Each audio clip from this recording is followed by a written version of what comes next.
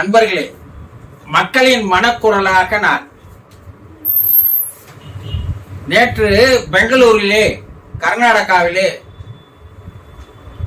பிரதமர் மோடி அவர்கள்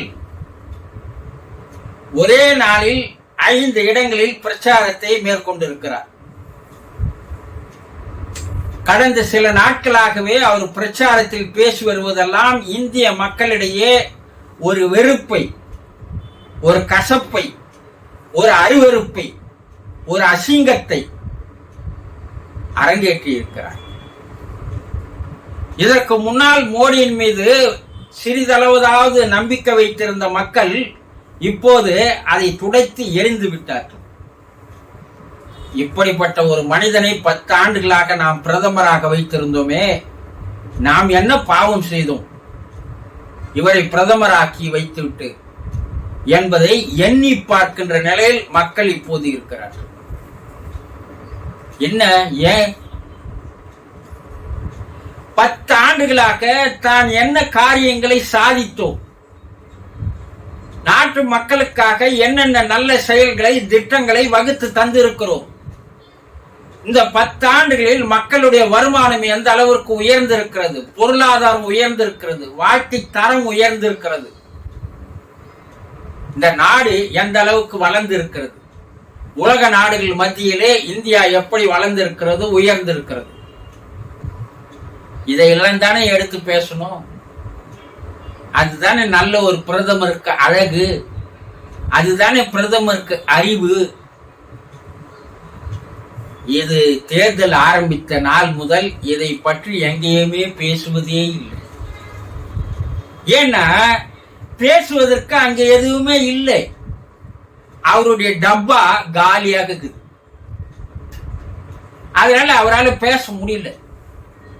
எதை பேசுவாரு? 10 வருஷம் மக்களை வறுத்து எடுத்திருக்கிறார். 10 வருஷம் மக்களுடைய ரத்தத்தை அட்டைப்பூச்சி போல உறிஞ்சி எடுத்திருக்கிறார். 10 வருஷம் மக்களை கீழ் நோக்கி எடுத்து போயிருக்கிறார். சுதந்திரத்திற்கு அப்பால் இது போல ஒரு பிரதமர் இந்த நாட்டுக்கு கிடைத்ததே இல்லை. இந்தியாவினுடைய ஒரு சாபக்கேடு இது என்றுதான் மக்கள் பேசுகிறார். ஆனா எதை பேச வேண்டுமோ அதை பேசுவதை விட்டு 200-300 வருஷத்துக்கு முன்னாடி இருக்கிற கதையெல்லாம் எட்டாந்து கப்சா விட்டுன்னு இருந்தா மக்கள் என்ன நினைக்கிறான்? இந்து மன்னர்களை காங்கிரஸ் அவமதிக்கிறது. நான் மைசூர் மன்னரை அவமதிச்சிட்டாங்களாம். ஏன் 10 வருஷமா நீ தானே இருந்த? அவங்க காங்கிரஸ் ஆட்சியில அவமதிச்சாங்க, ரைட்டு. நீ இந்த 10 வருஷத்துல அந்த மன்னர்களை தூக்கி பிடிக்க வேண்டியது தானே, ஏன் செய்யல? அதை சொல்றத விட்டுட்டு அவங்க 10 வருஷத்துக்கு முன்னாடி மதிக்கலையா? எல்லாம் கேட்கறவெல்லாம் கேனையனா? நவாப் சுல்தான்களுக்கு எதிராக பேசுவதில்லை. ஐயா, சுல்தான் எல்லாம் போய் எத்தனை காலம் ஆகி போச்சு, நவாப் எல்லாம் போய் எத்தனை காலம் ஆயிடுச்சு. இன்னும் அவுரங்கசீப்பை பேசிக்கினேன், அக்பரை பேசிக்கினேன், பாபரை பேசிக்கினேன். எதுனா ஒரு அறிவுத்தனமான ஒரு பேச்சா இருக்குதா? இதெல்லாம் சொல்லுங்க. அதையெல்லாம் கடந்து வாங்க மக்கள் எங்கேயோ வந்துட்டான். இப்ப இருக்கிற 20 வயது மக்களுக்கு இதெல்லாம் தெரிவதற்கே வாய்ப்புகள் இல்லை. நீ 400 வருஷம் 500 வருஷம் கதையை ஏன் பேசின்னு உட்காந்துக்கிற? அதெல்லாம் இப்ப மக்கள் கேட்டானா? நீ அடுத்த 5 வருஷத்துக்கு ஆட்சிக்கு வரணும்னு நீ ஆசைப்படுற. நீ என்ன செய்ய போற? இது வரைக்கும் நான் செய்தது என்ன, இனி நான் செய்ய வேண்டியது என்ன, அதை பத்தி பேசுவதை விட்டு வேற எது எல்லாமோ உச்சின்னு கிடக்குறையே, இது நியாயமா? மக்கள் கேட்கிறான். இதெல்லாம் மறந்து எப்பயோ போச்சு. என் பாட்டனுக்கு முற்காலம் எல்லாம் போயிடுச்சு. இப்ப போய் இதெல்லாம் பேசின்றிய. என்ன பேசுறாருன்னா, காங்கிரஸ் வந்தால் வளர்ச்சி மாயமாய் போய்விடுமா? உன் 10 ஆண்டு காலத்துலதான் வளர்ச்சியே சவக்குழிக்கு போயிடுச்சு. நீ காங்கிரஸ் வந்தால் அப்போ நீ வரப்போகுதுன்ற பயப்படுறல்ல. அப்போ உன் 10 ஆண்டு காலத்துல வளர்ச்சின்னா அபிவிருதமா வளர்ந்துருக்குதா கேக்குறான் மக்கள். கர்நாடகா காங்கிரஸ் விவசாயிகளை துரோகம் செய்து விட்டது. இந்திய விவசாயிகள் ஒட்டுமொத்தமா போராடுறான். டெல்லியில வந்து பல வருஷங்களா போராடி இருக்கிறான். அவனை முள்படுக்க போட்டு வரவிடாத பண்ற, கண்ணீர் குண்டு வீசுற, விஷப்புகை வீசுற, தண்ணி பீச்சு அடிக்கிற. யார் வஞ்சித்தது? ஒட்டுமொத்த இந்திய மக்களுக்கே தெரியும் விவசாயிகளை வஞ்சித்தவர் யார் என்றால் உடனே சொல்லுவான். 4வது 5வது படிக்கிற புள்ளம் கிட்ட போய் கேட்டா மோடி தான். நீ எவ்வளோ பெரிய துரோகத்தை செய்துவிட்டு உன் துரோகத்தை நீ இது என்னன்னா நீ பேசி உன்னுடைய துரோகத்தை மக்களுக்கு மறுபடியும் நினைவுபடுத்துற பாரு, அதுதான் ஒரு சந்தோஷம். நீ இப்படி பேசும்போது மக்கள் எல்லாம் நினைக்கிறா இவர் விவசாயிகளுக்கு பண்ணாத துரோகமா கர்நாடக அரசு பண்ணிடுச்சு. அப்போ இவர் செய்த தவறுகளை மக்கள் திரும்ப என்ன பண்ணி பார்க்கறான், நினைவுக்கு கொண்டு வர்றார். இவர் நான் என்ன அளவுக்கு செய்திருக்கிறேன் பாருன்னு நினைவுக்கு கொண்டு வர்றார். சரி, அடுத்தது என்ன பேசுறாருன்னா, இந்த சேவகன் உங்கள் வளர்ச்சிக்காக தான் நாள்தோறும் பாடுபட்டு வருகிறேன். நீ சேவகனா, மன்னனா, ராஜாவா நீ இருந்த? ஒரு நாளைக்கு 4 ட்ரெஸ் மாத்தின, ஒரு நாளைக்கு 10 லட்சம் ரூபாய்க்கு ட்ரெஸ் மாத்துற, தனி விமானத்துல வாங்கி வச்சுக்கணும், மக்கள் பணத்துல நாடு நாடா சுத்திக்கின்னு வர. நீ சேவகனா? இந்த சேவகன்ற வார்த்தை போன தேர்தலில் போட்டுதான் உன்னை வாங்குன்னு வாங்கினாங்கல்ல. நீ சேவகனா? நீ பாடுபடுறியா? யாருக்காக பாடுபடுகிறாய் நீ என்று மக்கள் கேட்கிறார்கள்.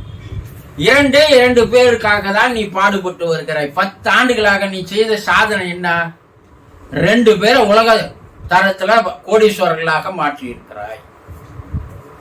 குஜராத்திகள் மட்டுமே இந்தியாவில் உயர வேண்டும் என்று நினைக்கிறாயே தவிர வேறு யார் உயர்வதை பற்றி நினைக்கவில்லை. உன்னை எடுத்து வந்தது RSS. ஆனா RSSக்கே புத்தி இல்லை. RSS மோடி அடக்கி ஒடுக்கி கொஞ்சம் கொஞ்சமா குழி தோண்டி வருகிறார். குஜராத்திகளை மேல எடுத்துன்னு வர. நீ 10 வருஷமா யாருக்காக பாடுபட்டன்றது உலக மக்களுக்கெல்லாம் தெரியாதா? 26 லட்சம் கோடியை தூக்கி அவங்க கிட்ட கொடுத்தியது யாருடைய பணம்? ஒவ்வொரு மக்களிடமிருந்து வாங்கிய வரி பணம், சுரண்டி எடுத்த பணம், அட்டை பூச்சி போல உரிய பணத்தை தூக்கி யாருக்கிட்ட கொடுக்குற? 2 பேருக்கு கொடுக்குற. இது மக்களுக்கு தெரியாதா? நீ என்ன பாடுபட்டு வர, என்ன வளர்ச்சி பண்ற? உன் வாயாலேயே தவளை தன் வாயால் கெடுன்னு உன் வாயாலேயே உன்னுடைய நிகழ்வுகளை எல்லாம் மறுபடியும் மக்களுக்கு நினைவுபடுத்துகிற பாரு. அது ரொம்ப ரொம்ப சந்தோஷமான காரியம். செய் தொடர்ந்து செய்து வாழ்றான் மக்கள். உங்கள் கனவுகளை நிறைவேற்றுவதற்காக பாடுபட்டு வருகிறேன். யார் கனவு? எங்க கனவா? உன் கனவு என்ன? உலக கோடீஸ்வரர்களில் முதல் கோடீஸ்வரராக அதானியை மாற்றிவிட வேண்டும். ஏன்? அதானி உன்னுடைய பினாமி. சொல்றல்ல கெஜ்ரிவால், அதானி கோடீஸ்வரர் அல்ல, அதானியை பினாமியாக வைத்துவிட்டு அதானிக்கு இவர் 20-30% கமிஷனை தந்து விடுகிறார். மீதி எல்லாம் இவர் தான் அதுக்கு ஹோல்சேல் ப்ரொப்பரைட்டர். இது வெளியே பல பேருக்கு தெரிவதில்லை. நாளைக்கு இவர் தோற்றுவிட்டால் வெளிநாட்டுக்கு ஓடினாங்க பாரு எல்லாரும், பல மோடிகள் ஓடினாங்கல்ல, அது போல இவரும் ஓடி விடுவார் என்று கெஜ்ரிவால் கூறுகிறாரு. இது உண்மைத்தானே? இவர் கணவனே, உன் கனவு நிறைவேறவில்லை. உலக கோடீஸ்வரர்கள் ஒருவராக மாற வேண்டும் என்று நினைக்கிறாய். அதற்காக 5 வருடம் மறுபடியும் பிச்சை கேட்கிறாங்க மக்கள். அடுத்தது என்ன சொல்றாரு? காங்கிரஸ் வந்தால் உங்களுடைய தாலிகளை எல்லாம் புடுங்கி இஸ்லாமிய மக்களுக்கு தந்துவிடும். உன் 10 வருஷம் ஆட்சியில எவ்வளவு பேர் தாலி புடுங்கன்னு தெரியுமா? 700 விவசாயிகளை சாகடித்து அவர்களுடைய தாலிகளை புடுங்கினீர்கள். புல்வாமா மாவட்டத்தில் 40 ராணுவர்களை பலி கொடுத்து, வேண்டும் என்றே பலி கொடுத்து அவர்கள் வீட்டு தாலிகளை புடுங்கினீர்கள். மணிப்பூரிலே நிர்வாணமாக அலைக்கழிக்கப்பட்டு பல பெண்களுடைய தாலிகளை புடுங்கினீர்கள். இன்று வரைக்கும் அந்த மாநிலத்திற்கு ஏன் போகாது இருக்கிறார் பிரதமர்? தைரியம் இல்லை. அங்க போறதுக்கு அவருக்கு தைரியம் இல்லை, வீரம் இல்லை. 56 இன்ச்சு அங்க தோத்து போகுது. ஒரு முறை போக சொல்லுங்களா பார்க்கலாம். முடியல. வாய்ஸ் அவடால் எதற்கு என்று மக்கள் பேசுகிறார்கள். சரி, இவர் என்ன சொல்றாரு? கர்நாடகாவில் ஒரு தலித் பெண் நிர்வாணமாக்கப்பட்டு கொலை செய்யப்பட்டார், இது நியாயமா என்று பேசுறாரு. பெங்களூர்ல, மணிப்பூர்ல பல பெண் நிர்வாணமாக்கப்பட்டு கொலை செய்யப்பட்டார்களே, இது நியாயமா திருப்பி கேட்கிறான் மக்கள். இவர் வாயை வச்சு சும்மா இல்லாத, இவர் சொல்றதெல்லாம் இவர் செய்தத மறுபடியும் மக்கள் நினைத்து பார்ப்பதற்குண்டான வேலைகளை தான் செய்யறாரே தவிர வேற எதையும் செய்யல. மக்கள் உடனே ரிவர்ஸ்ல பதில் தரான் இவர் செய்ததுக்கு. இவரு அவுரங்கசீப்பு, பாபரு, அக்பர் இவங்க காலத்துல எல்லாம் எப்படி இருந்தாங்க தெரியுமா? பல பெண்ணை கற்பழிச்சாங்க. கட்சியில் இருக்கிறவனே பல பெண்ணை கற்பழிச்சுங்கிறானே, அது என்ன சொல்றாங்க? பாரதிய ஜல்சா கட்சின்னு தானே சொல்றாங்க. கேட்கிறான் மக்கள். அவர் ஒரு வார்த்தை சொன்னா அவருக்கு 10 வார்த்தையை திருப்பி தருகின்ற நிலையிலே மக்கள் இன்று இருக்கிறார்கள். பரம்பரை சொத்துக்களை வரி போடுவார்கள் பேசுறாரு. ஜிஎஸ்டி வரி கூட ஒரு பெரிய வரி இருக்குதுன்னு மக்கள் கேட்கலாம். எங்களை அதை போட்டு ஒட்டுமொத்தமா எங்களை சாவச்சிட்ட, இதுக்கு மேல எந்த வரி போட்டா எங்களுக்கு என்ன இருக்குது?